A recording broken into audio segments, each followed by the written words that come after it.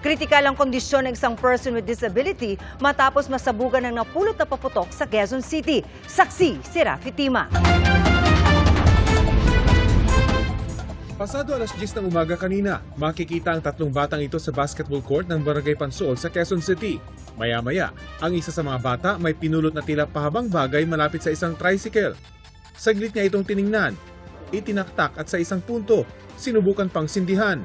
Nang walang mangyari, ipinasa niya ito sa kapwa bata na isang PWD. Umupo ang bata sa tricycle at sinindihan ito. Dito na ito sumabog.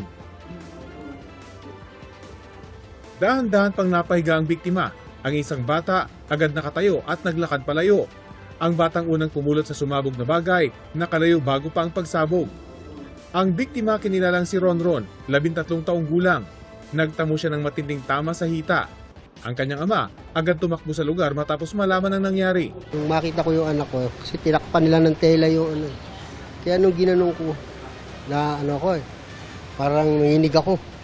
Hindi ko alam ang gagawin ko. Iuwi niya na ako sa bahay, kaya ko to. Sabi ko, sabog yung hita mo, kaya mo? Oo, kaya ko. Yun yung sabi sa akin. Agad namang naisugod sa ospital si Ronron.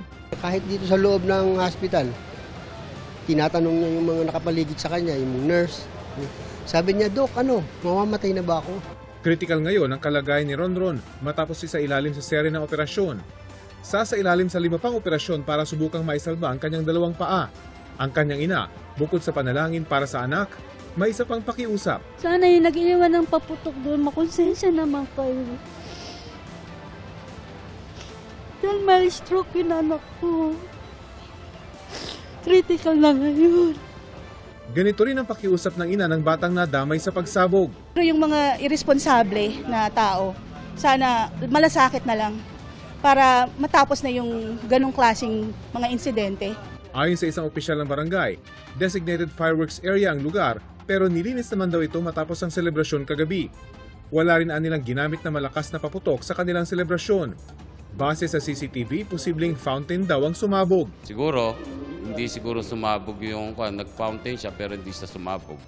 Hanggang sa nakita naman doon sa lugar, malinis na hindi naman sukat akalain, nandun pala sa ilalim gilid ng tricycle yung paputok at nakita ng bata. Patuloy na paalala ng mga otoridad, huwag na huwag pupulutin ang anumang bagay na ginamit nitong pagsalubong ng bagong taon para iwas disgrasya. Para sa GMA Integrated News, ako si Rafi Tima ang inyong saksi.